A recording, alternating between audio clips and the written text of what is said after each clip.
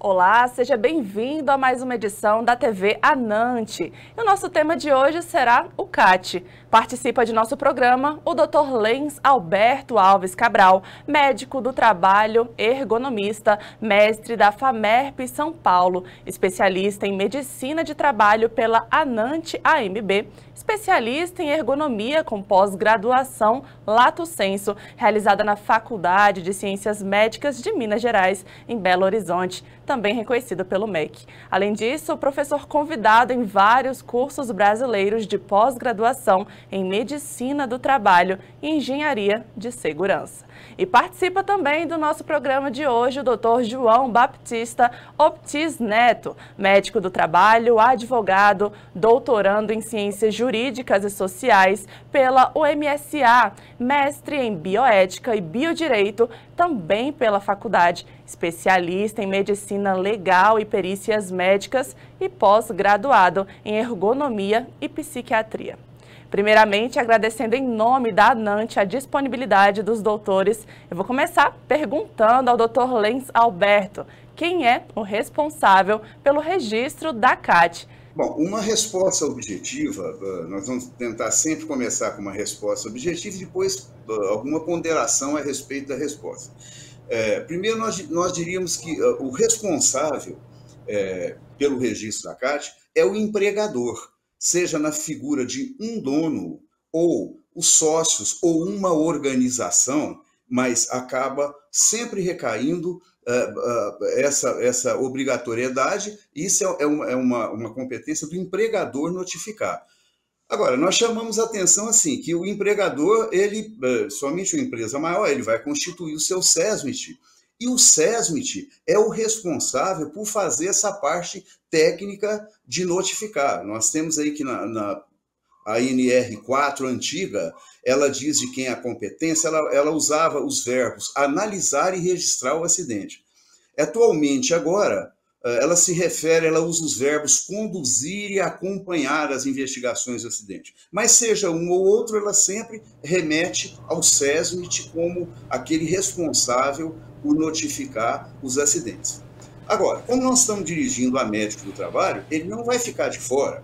A nossa NR7, desde a antiga até agora, nos quadros 1 e 2, ele diz que, quando a alteração, o registro da CAT caberá, antigamente, a NR7 dizia médico coordenador ou encarregado, que agora não existe mais, o coordenador, e atualmente ele diz que caberá à organização, quer dizer, transferiu a responsabilidade para a organização, mas no final da frase ele diz, após informada pelo médico responsável pelo PCMSO. Ou seja, vamos dizer assim, é um ping-pong, bateu a bolinha no empregador e voltou para o médico de novo. Eu acho que assim fica bem respondido sobre a responsabilidade de quem deve registrar a CAT. Dr. Lens, quando e como médico do trabalho ele deve solicitar a emissão da CAT e em quais situações? Quando nós dizemos assim, quando ele estiver convencido do nexo causal positivo, seja acidente do trabalho, doença ocupacional, essa seria a resposta correta, né? Ou seja, ele está convencido, ele emite a CAT. Eu não vou nessa pergunta me estender muito, não, porque eu acho que nós vamos discutir isso um pouquinho melhor lá na frente, né? Agora, como ele registrar, existem várias maneiras de registrar. Ele pode, na verdade, o médico tem que registrar a solicitação desse registro da CAT. Tem empresas que são bem resolvidas do ponto de vista de TI, já existem canais diretos que ele podem registrar essa solicitação. Para aquelas que não existem, usa ainda o prontuário de papel, ou mesmo prontuário eletrônico, mas de baixa, de não tão boa qualidade, ele deve registrar isso em prontuário médico, solicitando o registro da abertura de CAT. Eu acho que nós vamos poder falar mais detalhes sobre o que nós chamamos de padrão operacional em respostas mais posteriores. Ok. E, doutor João, a parte médica da CAT, ela pode ser preenchida com informações do atestado médico de atendimento de urgência e emergência? Sim, pode, na verdade deve, em algumas situações, principalmente naqueles casos de acidente de trabalho típico, que o trabalhador ele sofre o acidente e é levado até um hospital para sofrer um atendimento, para ele poder, vamos dizer assim, ser atendido do ponto de vista assistencial daquela lesão que ele sofreu. Nestes casos, geralmente, o médico que atendeu ele na urgência e na emergência vai emitir um atestado, onde vai constar o CID, né, qual que é a lesão que ocorreu, vai constar o local do atendimento, o horário, o tempo de afastamento, caso seja necessário o afastamento, e a empresa ela pode transcrever essas informações desse atestado naquela parte médica da CAT. Essa é uma questão bem importante, porque gera alguma polêmica. A legislação ela permite que seja feito dessa forma. Então existe uma ideia, às vezes errada, que só o médico do trabalho pode preencher aquela parte da CAT, ou que, de repente, você tenha que fazer o preenchimento da parte administrativa e essa parte médica tem que ser levado posteriormente para esse médico que atendeu na urgência. Às vezes ele é plantonista, ele vai estar no hospital novamente na outra semana. Só a questão do tempo aí, que a gente vai falar mais à frente, você já perdeu às vezes uma semana, 15 dias para fazer a emissão. Então a legislação ela permite sim que a gente use esse atestado e nós recomendamos que isso seja usado nos casos de acidente de trabalho típico, onde esse trabalhador foi levado para algum hospital para ser feito o atendimento, principalmente naquelas empresas que não têm o médico do trabalho dentro da empresa, né? Tem algumas empresas que não têm, conforme a NR4, a exigência de ter um médico do trabalho lá cumprindo jornada de trabalho, são empresas terceiras que prestam esse tipo de serviço. Então, nestes casos, essa demora para o preenchimento da CAT pode trazer prejuízos para a empresa. Então, a empresa sim está autorizada a utilizar esses atestados da urgência e emergência para fazer o preenchimento daquela parte médica. A única coisa aqui, para finalizar, para a gente lembrar sempre que este atestado que foi utilizado, ele deve ser guardado. Por quê? Porque posteriormente pode ser cobrado para que se demonstre de onde saíram aquelas informações. E a legislação fala, inclusive, isso, que você pode transcrever as informações desse atestado de urgência e emergência naquela parte médica da CAT e guardar o atestado para que posteriormente você prove de onde saíram aquelas informações. Eu volto com o Dr. Lenz para a gente falar também das evidências, né, doutor? Quais seriam essas evidências que o médico do trabalho ele deve se basear para solicitar a emissão da CAT no acidente típico e também na doença ocupacional?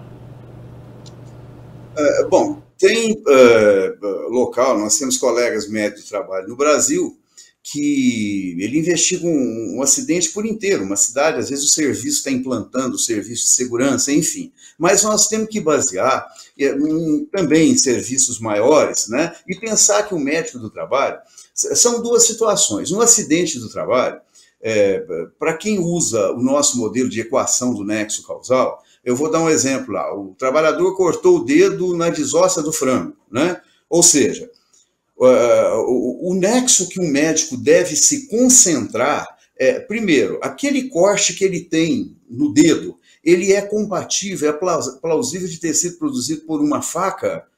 Segundo, isso gerou uma incapacidade, ou seja, os nexos nosológico e funcional. Agora, a questão do nexo etiológico, que é a relação que existe entre o estar trabalhando e acontecer a ocorrência indesejável, que é o próprio acidente, que esse é o nexo etiológico, geralmente quem faz é a segurança do trabalho. Não que o médico não se interesse por isso, né? Mas o ideal, as duas ações que são atos médicos são um nexo nosológico e um nexo funcional. E isso ele deve concentrar e descrever com detalhe.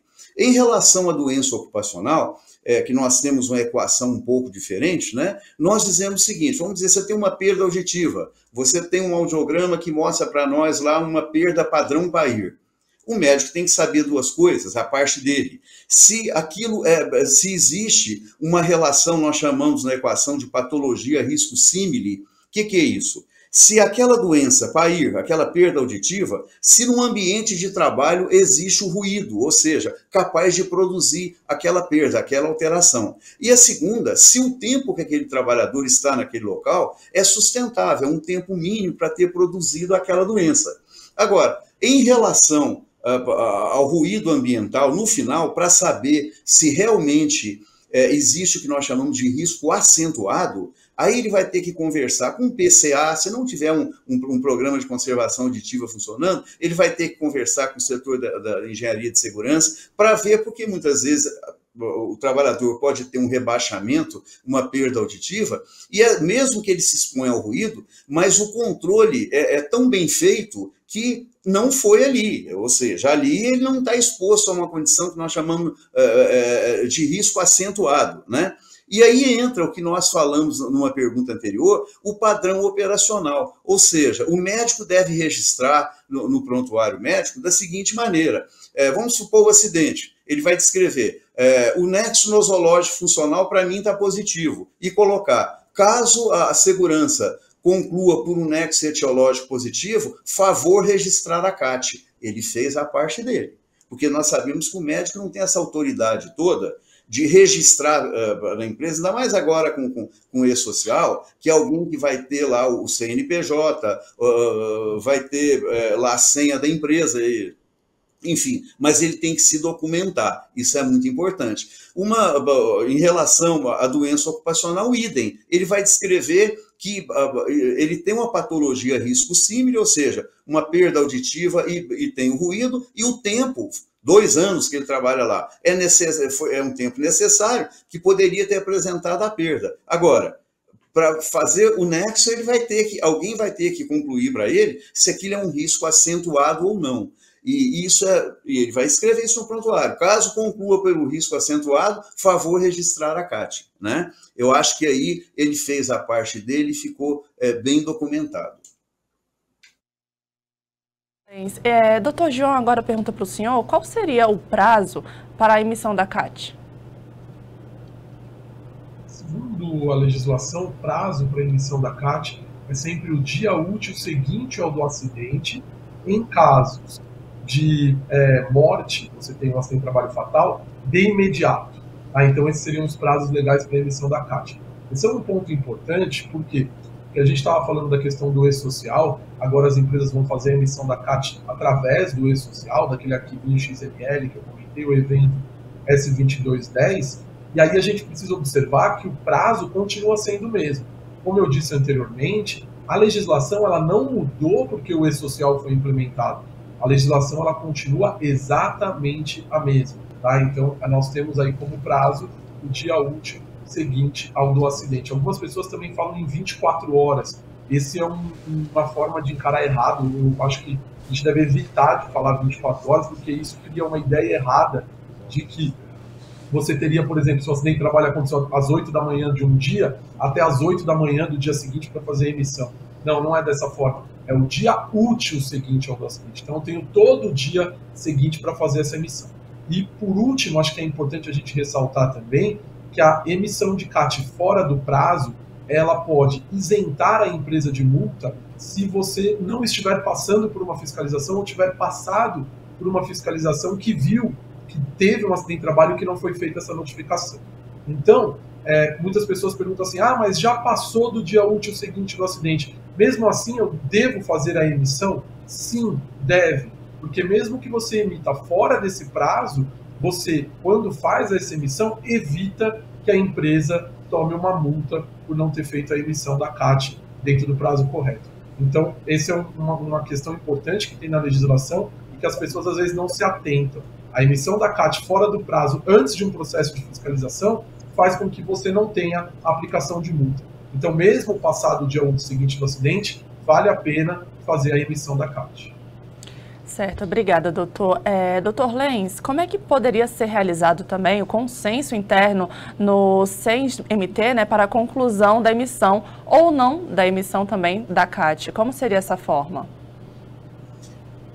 Nós até costumamos fazer um treinamento dentro de corporação para o gerenciamento do fluxo dessa emissão da CAT, né? Nós dizemos assim, a CAT, para nós, a comunicação de acidente de trabalho, nós fazemos uma brincadeira que para nós seria até um consenso administrativo técnico, né? Ou seja, para você estabelecer um nexo causal e abrir uma CAT, vamos dar um exemplo, acidente de trabalho. Ora, o médico fez a parte da nosologia, o nexo nosológico lá é funcional, e a engenharia de segurança fez o nexo etiológico. Mas para isso, para estabelecer se esse trabalhador ele estava subordinado, ele estava trabalhando, Ora, eu tenho que ter uma planilha. Esse indivíduo está no dia de trabalho, está no horário de trabalho, ele está nesse local de trabalho. Quer dizer, eu dependo, ele tem vínculo realmente com a empresa, ou seja, nós dependemos de informações que são administrativas e técnicas. Então, o que nós fazemos? Geralmente, a nossa ferramenta para fazer o consenso, a engenharia de segurança investiga aquele evento, acidente, completamente articulada, independente do setor da medicina do trabalho. E a medicina do trabalho investiga completamente independente da engenharia de segurança. Depois tem uma terceira pessoa dentro da empresa que faz o consenso. Geralmente, esse consenso nós começamos estabelecendo por aqueles escolhendo profissionais mais treinados, mais experientes. Mas nós sugerimos que, com o tempo, a cada 6 meses, esse consenso rode, ele seja permutado entre médicos do trabalho, engenheiro de segurança da empresa, técnico de segurança, enfim, enfermeiro do trabalho, para que todo mundo passe pelo consenso. Além de fazer algo democrático, quem passa pelo consenso ganha uma grande experiência no assunto e a empresa tende a errar muito menos nas conclusões do seu acidente do trabalho. Essa é uma ferramenta que nós usamos, aplicando nas nossas empresas aí com clientes e que tem trazido muito bom resultado para a gente. Geralmente a gente faz isso com a anuência de todos os setores, o SESC, o setor de gestão, o jurídico, o setor de benefícios, enfim, é algo assim que tem dado muito bom resultado para a gente e fica como sugestão. Perfeito. Doutor João, quando é que a gente pode, no caso, falar, né, que emitir a CAT de reabertura e de comunicação de óbito pode se prevalecer também com relação à medicina? Na verdade, a gente tem 3 tipos de CAT, né? A chamada CAT inicial, a CAT de reabertura e a CAT de comunicação de óbito. Existe muita dúvida sobre quando emitir cada uma delas. Então, a regra, para a gente até de forma bem prática, para a gente saber quando vai emitir, o acidente, em regra, a primeira CAT que vai ser aberta, até o nome diz, é a inicial. Quando que eu vou fazer a CAT de reabertura ou de comunicação de óbito? A CAT de reabertura, a legislação diz que ela deve ser emitida quando aquele acidente que aconteceu lá atrás, o trabalhador teve um agravamento em razão do acidente de trabalho. Então ele teve um acidente de trabalho, teve um tratamento, e aí no decorrer do tempo isso se agravou. E ele precisou de um novo benefício previdenciário. Aí eu vou ter que fazer uma reabertura da comunicação de acidente de trabalho. Então, um exemplo, ele teve lá uma lesão no ombro, eu reconheci aquilo como um acidente de trabalho, fiz a emissão da CAT inicial, e aí, posteriormente, ele ficou afastado no INSS, retornou ao trabalho, está trabalhando novamente, e aí, posteriormente, ele vai precisar se afastar por um tratamento que ele vai ter que fazer uma cirurgia em razão daquela lesão ocasionada pelo acidente de trabalho. Aí eu vou fazer o quê? Se ele tiver um afastamento superior a 15 dias, que eu vou ter que encaminhar ele para um benefício previdenciário, aí eu vou ter que fazer a emissão de uma CAT de reabertura. Tá? Então a regra a primeira CAT é a inicial, reabertura, quando ocorrer um agravamento daquela lesão que foi reconhecida como acidente de trabalho, tá? E necessariamente ter afastamento previdenciário. Se ele for só fazer um tratamento ou ficar afastado por menos de 15 dias, não há necessidade de abrir a CAT, de emitir a CAT de reabertura. Isso é o que está previsto na legislação previdenciária. É sempre bom a gente lembrar que a regulamentação para a emissão da comunicação de acidente de trabalho está na legislação previdenciária. E a CAT de comunicação de óbito? A comunicação de óbito é quando ele sofreu um acidente e posteriormente ele foi a óbito em razão daquele acidente que ele sofreu. Então eu fiz uma CAT inicial, passaram-se alguns meses e ele morreu, foi a óbito em razão daquele acidente. A causa mortis tem que ser relacionada ao acidente. Aí eu faço uma chamada CAT de comunicação de óbito. Por quê? Porque neste caso a pensão, se ele tiver dependentes, a pensão por morte que vai ser paga para esse dependente, ela é de natureza acidentária, ela inclusive tem um cálculo diferenciado. Então aí eu faria a CAT de comunicação de óbito. E se ele morrer de imediato? Então vamos dizer, ele estava lá trabalhando na construção civil e caiu, teve um acidente de trabalho fatal e morreu de imediato. Eu faço CAT de comunicação de óbito? Não. Neste caso, a CAT que deve ser emitida é a CAT inicial. Então a regra é que eu só vou fazer CAT de reabertura e de comunicação de óbito se eu já fiz a emissão de uma CAT inicial. Tanto é que a gente está falando aqui do e-social, que é a gente fazer a transmissão desse evento. Lá nos eventos do e-social, eu tenho que fazer referência à CAT inicial. Eu, inclusive, uso o número do recibo, então aquele que eu falei da emissão, né, o S2210, quando eu mando para a plataforma do e-social, ela me devolve um número de recibo, que é, vamos dizer assim, o comprovante de que eu fiz efetivamente a transmissão daquele evento para a plataforma. Quando eu vou fazer a CAT de reabertura e de comunicação de óbito, eu vou ter que fazer a referência a esse número de recibo.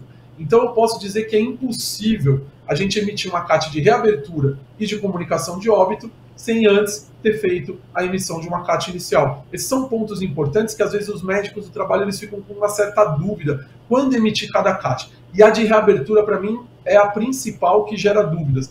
Porque muitas vezes acha assim, agravou a doença, eu já tenho que fazer a CAT de reabertura. A legislação não diz isso. A legislação diz que a de reabertura só vai ser emitida quando ele necessitar de um novo benefício previdenciário por um agravamento daquela condição decorrente do acidente de trabalho. Perfeito, doutor. A gente volta agora para o doutor Lenz. Doutor, eu gostaria de saber quais seriam as situações mais complexas na emissão da CAT e em casos de acidente de trabalho e doença ocupacional. Bom, se a gente for falar realmente das situações complexas todas aí, né, João, nós vamos ficar até a semana que vem, porque a gente toda vez que faz um treinamento e aplica um preço, no final todo mundo sai com sensação de plenitude, né, de que agora ele está pronto para qualquer situação, até aparecer o próximo evento.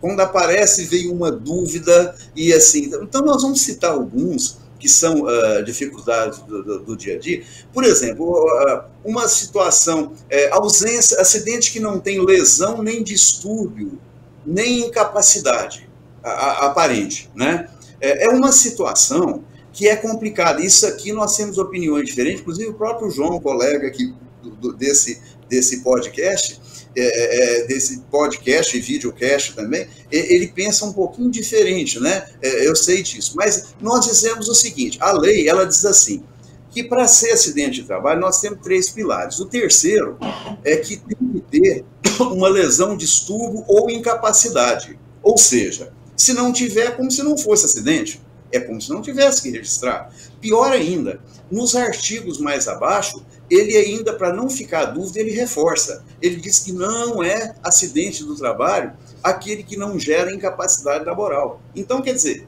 se alguém, por um acidente que não gerou incapacidade, ele não registrar uma CAT, em parte, a lei, ele está amparado por ela, né? Mas nós temos na nossa equação do nexo causal, nós sugerimos 2 elementos que são muito importantes, que é o fator legal e o fator prognóstico. Porque, na verdade, a mesma lei, o que é isso? A mesma lei que fala que tem que ter incapacidade ou ter distúrbio, existe uma antinomia legal. Às vezes, dentro da própria lei, é um conflito dentro da própria lei ou ela com outra lei. Por exemplo, a gente vê situações, vamos dar exemplo aqui, o acidente biológico.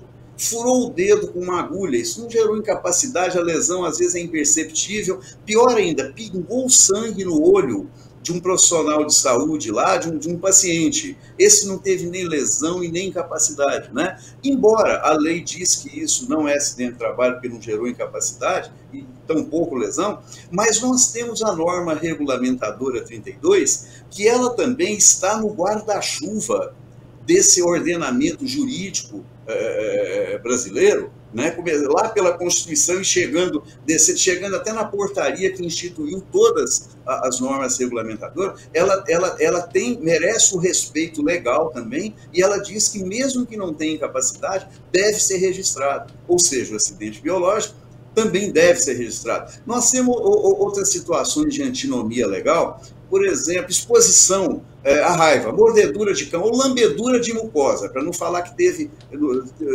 lesão, nem teve lesão. Existe na própria lei 82.13, existe uma antinomia, porque aí embaixo ela diz que aqueles acidentes que requerem cuidados médicos, exigem cuidados médicos para a recuperação, ele diz isso. Quer dizer, é uma situação que isso aqui precisa de informação técnica. Nós temos situação, por exemplo, que nós chamamos de fator prognóstico. Ora, se você tem uma picada de abelha, por exemplo, de um paciente, é a mesma coisa para todo mundo? Não é. Se é uma ocorrência isolada, uma picada de abelha, geralmente o pessoal nem registra a CAT. Agora, se é em um paciente que já teve um quadro anafilático por causa de picada de abelha, eu acho que a gente deve registrar o fator prognóstico, e essa é uma interpretação médica. Assim como os eventos violentos, por exemplo, né? Ele tem tanto um amparo legal, que nós temos portaria do Ministério da Saúde, que é de notificação compulsória, e pelo fator prognóstico, nós sabemos sequestro, estupro, isso leva a uma grande quantidade de transtorno e estresse pós-traumático, que nós chamamos até de acidente... me desculpa, acidente de dupla espécie. Nós achamos que quando ele é caracterizado como evento catastrófico, ele deve sim ser notificado. Nós temos outro gargalo aqui, o fator subordinação, por exemplo, né? Isso aqui traz muita confusão. Muitas vezes o fato dele estar fora do seu horário e local de trabalho, mas ele pode estar subordinado, uma ordem de um superior. E uma ocorrência qualquer, isso vai ser caracterizado como acidente de trabalho. Como o contrário, eu gosto do exemplo assim, aquele repositor de supermercado, que caiu uma prateleira nele e produziu um corte, que à primeira vista ele está no local de trabalho e no horário de trabalho. Só que naquele dia, ele mora perto do supermercado, ele foi lá como cliente. Ele está no local, muitas vezes o pessoal trabalha muito 8x6, né, corridos, cai os 2 dias da semana, o dia que cair, sábado, domingo, segunda, terça, etc. E tal. E ele está no dia de folga, ele foi lá como cliente. Quer dizer, ele está no horário de trabalho dele normal, no local de trabalho, mas não existe o fator subordinação. Então, isso é algo assim fundamental para ser olhado. Gostaria de destacar o acidente do trajeto. O acidente de trajeto, que durante um tempo... ficou alguns meses fora, não contemplado como acidente de trabalho, né, via decreto, mas que depois não se resolveu, não voltou, ele voltou a ser acidente de trajeto. E a gente não pode confundir, não é porque ele não impacta em FAP, não é porque a legislação do CLT modificou em itinere, tirou isso, não é o que a lei é 82.13 e continua valendo o acidente de trajeto. As equiparações, né? Nós temos que prestar atenção nas equiparações, que às vezes escapam ao conceito do artigo 19 de acidente do trabalho, né? Deixa eu ver aqui. Sim, acidentes típicos, vão dizer assim, gerando doença. Olha, gente, isso aqui nós temos, eu acho isso aqui importante a gente dizer. Vamos dar um exemplo. O trabalhador vai pegar um peso, trava a coluna, ou seja, o acidente de trabalho para doença ocupacional, a diferença é que o acidente de trabalho tem a data, hora e local definido, e doença não. Então, ele estava trabalhando, pegou um peso e travou a coluna. Foi içado pelos bombeiros, não é comum, não é raro acontecer. E ele é internado, e depois melhora, etc. E tal. Bom, nós temos aí um outro evento parecido com esse, luxação de ombro, quem tem estabilidade, né? Tem luxação recorrente do ombro. Se ele está no trabalho, como é que nós devemos conduzir isso? Se me permite, eu vou sugerir, tem vários exemplos nesse último livro meu de ergonomia integral, que ele aborda bem essas situações, nos ajuda muito a raciocinar isso. A coluna, por exemplo, se ele teve esse evento, travou a coluna, você vai aplicar uma ferramenta ergonômica, aquela que você está mais familiarizado, Hula ou Nayoshi, que seria até o melhor, né, o Lift, enfim, a ferramenta que você tem está mais familiarizado com ela. Se ela mostrou que existe um risco ambiental, foi acima, sim, você tem, não é um acidente típico, você tem lá o nexo nosológico funcional e tem o etiológico agora, você tem um fator exterior ao corpo do trabalhador. Idem com o ombro.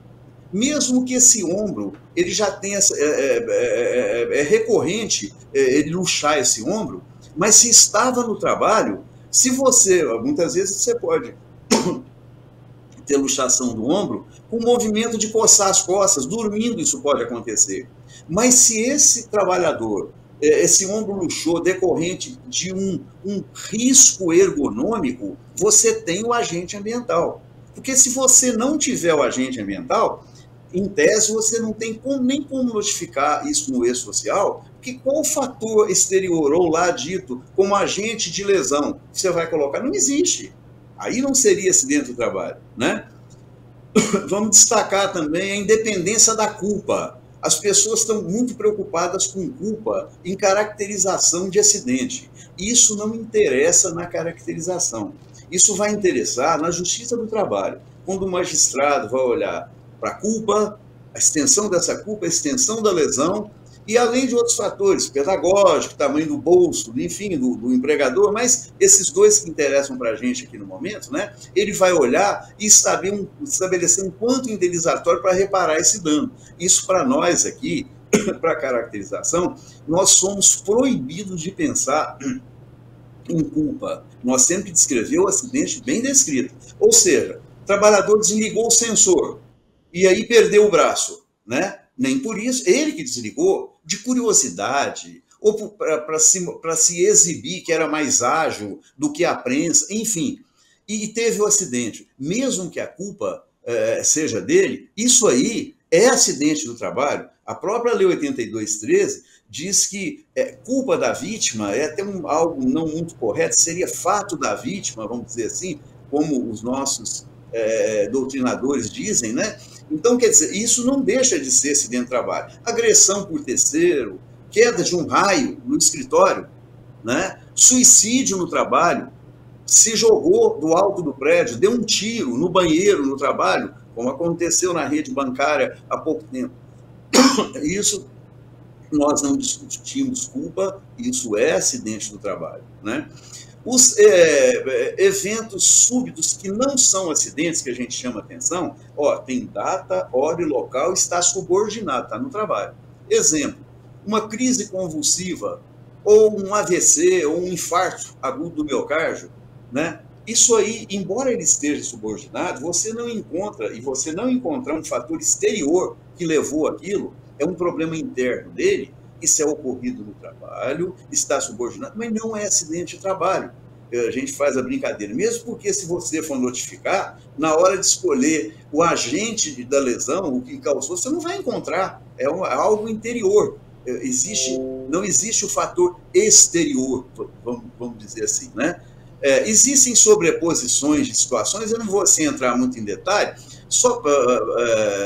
mas deixa eu ver a outra coisa aqui. O João Ortiz falava da questão do agravamento. Nós temos situações que são realmente agravamento, né? Ele já tinha doença e aquilo agrava, e situações de sobreposição de eventos que não são acidente de trabalho, como diz um parágrafo segundo o artigo 21 da lei. Diz assim, por exemplo, o indivíduo,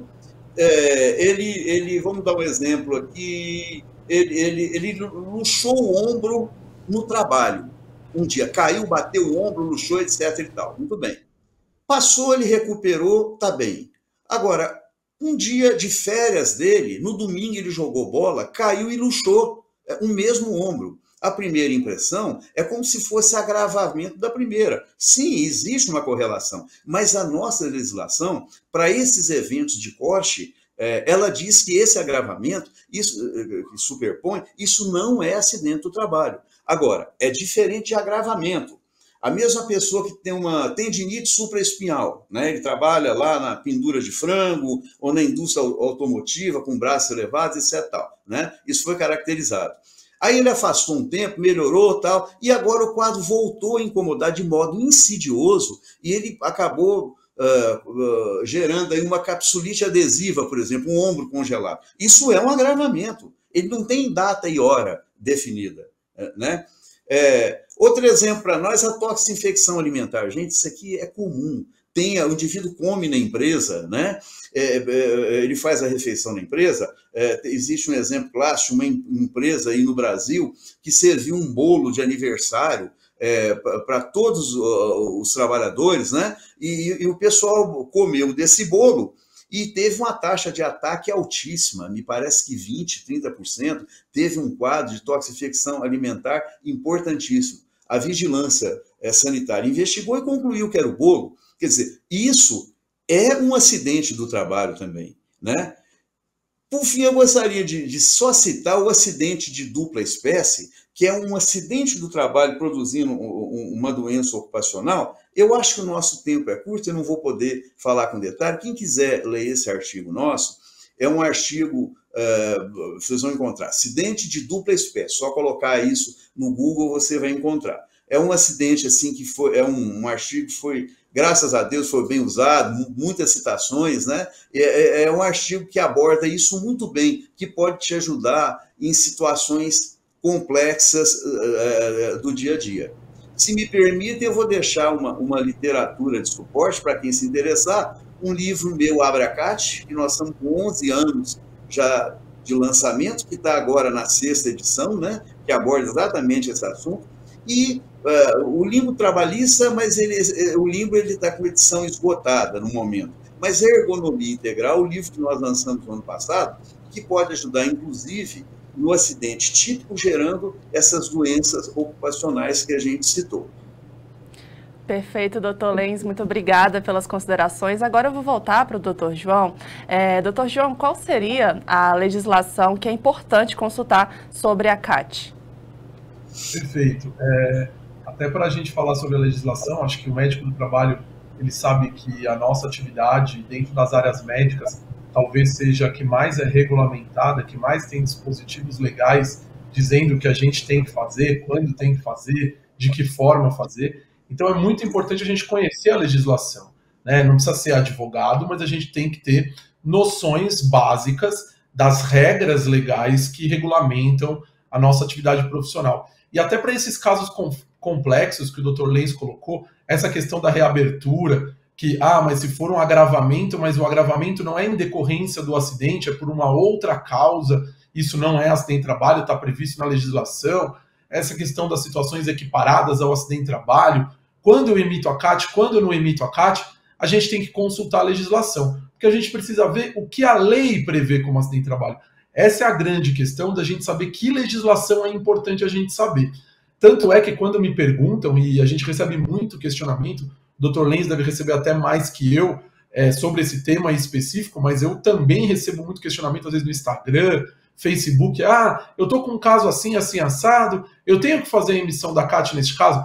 A dica, a orientação que eu sempre dou tem que fazer o enquadramento legal no caso concreto, ou seja, eu tenho que remeter à legislação e verificar se aquele meu caso concreto está previsto como acidente de trabalho na lei. E que lei que é essa? A principal legislação que a gente deve consultar é a Lei 8213/91, que é conhecida como Lei de Benefícios da Previdência Social. A importância da caracterização do acidente de trabalho além da questão prevencionista, a questão de direitos, né? A gente sabe que existem direitos diferentes para um trabalhador que é afastado no INSS por um acidente de trabalho, tem questões trabalhistas, tem questões tributárias que implicam sobre o acidente de trabalho, como o FAP. Então, eu preciso conhecer a lei. E a lei é essa, a Lei 8213/91, especificamente, se eu quiser ir só nos artigos que tratam do acidente de trabalho, o artigo 19 e 20 da Lei 8213/91. Ali a gente vai ter a definição de acidente de trabalho típico, a definição de doença profissional, doença do trabalho, e o artigo 21 tratando das questões equiparadas ao acidente de trabalho. A Lei 8213/91, ela remete para listas que estão previstas no Decreto 3048 de 99, especificamente no anexo 2, lista A e B. Então, Lei 8213/91, Decreto 3048 de 99, lista A e B do anexo 2. Além disso, nós temos uma resolução do Conselho Federal de Medicina que é direcionada especificamente para o médico do trabalho, que teve uma redação alterada recentemente, que é a resolução CFM 2323 de 2022. Então, essa resolução, no seu artigo 2º, diz o que o médico do trabalho deve considerar para estabelecer a relação entre uma doença e o trabalho. Então, ela também é uma fonte importante de consulta e a gente tem que conhecer essa resolução, porque ela trata especificamente da atividade do médico do trabalho. Além disso, para tudo aquilo que a gente falou das investigações, que o Dr. Lenz muito bem colocou, a questão de, eu tenho que saber como que é, a questão da NR32, eu tenho que conhecer as normas regulamentadoras. O médico do trabalho ele tem que estar familiarizado. É claro que, na minha concepção, não preciso decorar as normas regulamentadoras, mas eu preciso ter noções de, num caso concreto, eu saber onde buscar a informação. Essa que é a grande questão quando a gente está falando de legislação. Ninguém aqui quer que decore, eu vou saber de cor. Não. Só que você tem que saber aonde está, para quando surge o caso concreto, você poder ir atrás da informação. E por último, falando especificamente da emissão da CAT, a gente ainda tem uma outra legislação previdenciária, que é a Instrução Normativa número 128 e a Instrução Normativa número 77 do INSS. Né? Elas tratam especificamente, em algum dos seus artigos, sobre a questão do acidente de trabalho. Eu vou dar uma dica para vocês, como que eu faço quando eu estou com essas leis, e elas têm vários artigos tratando de muitas coisas. Hoje a gente tem uma ferramenta interessante, que é o quê? Você abre a legislação. A minha dica é sempre pegar a legislação no site do Planalto, tá? Porque é lá que ela vai estar mais atualizada e elas sofrem muitas alterações ao longo do tempo. Às vezes você pega num site que é desconhecido, a pessoa não atualizou, ou está uma versão antiga. Então pega sempre lá no site do Planalto.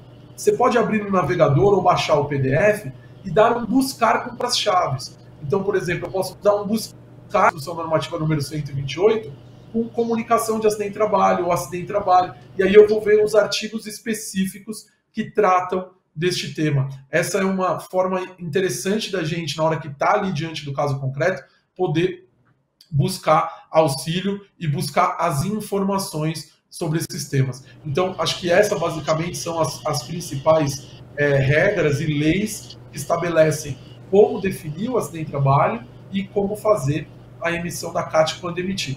Desculpa, eu ia esquecendo de uma coisa.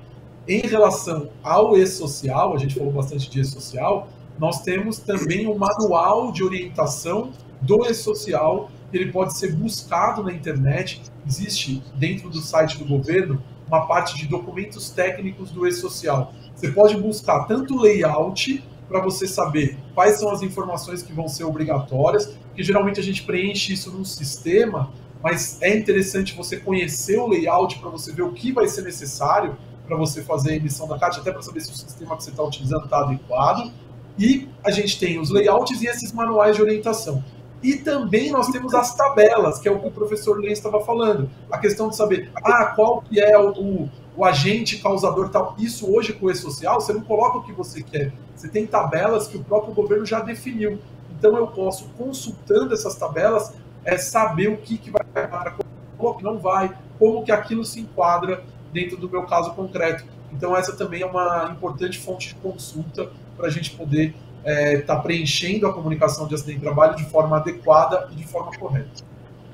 Perfeito, doutor, muito obrigada. Bom, nós chegamos ao final de mais uma edição da TV Anante e, logicamente, eu não poderia encerrar sem ouvir as considerações finais de nossos participantes. Começando pelo doutor João Baptista Optis Neto, doutor.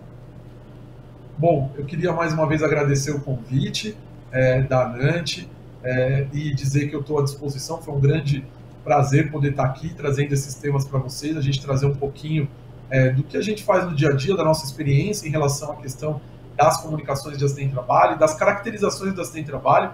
Queria dizer que o acidente de trabalho ele é um desafio para o médico do trabalho para fazer a emissão da CAT. Tem alguns casos que são muito simples, mas como o professor Lenz colocou, você tem alguns casos bem complicados e a minha dica é sempre, eu sempre falo isso, quem me pergunta sobre acidente de trabalho consulte a legislação, verifique o que a legislação diz que é acidente de trabalho, para que você possa fazer um enquadramento legal naquele seu caso concreto e fazer a correta emissão da comunicação de acidente de trabalho.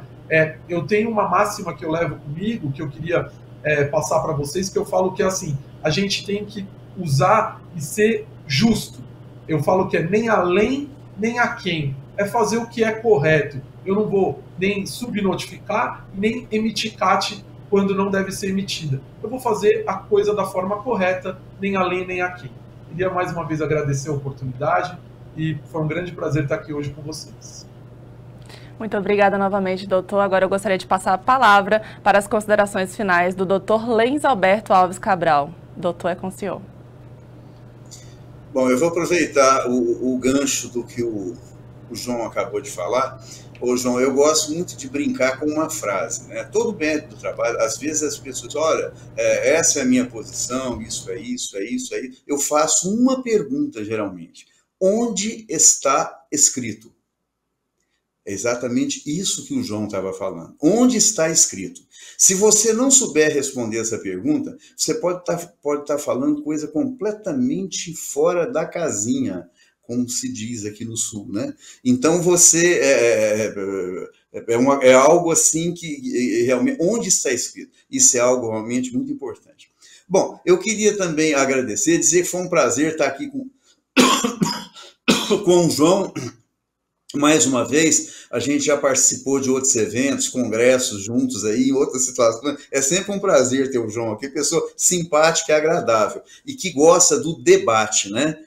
O debate saudável, esse debate que traz realmente resultados para a gente. Agradecer a ANANT pela oportunidade, né? Eu estou muito satisfeito porque a ANANT ter me convidado para participar é algo que há muito tempo parece que não acontece. A ANANT parece que tinha sumido um pouquinho da gente, da vida da gente, e eu fico muito agradecido por isso, né? Dizer que eu estou à disposição para eventos aí posteriores, o que a gente puder ajudar, participar e vamos dizer assim, distribuir, né, passar um pouquinho da pouca experiência que a gente tem, mas nós estamos aí à disposição. Eu queria, então, agradecer nas figuras aí, direta da Rosilane e do Francisco, né?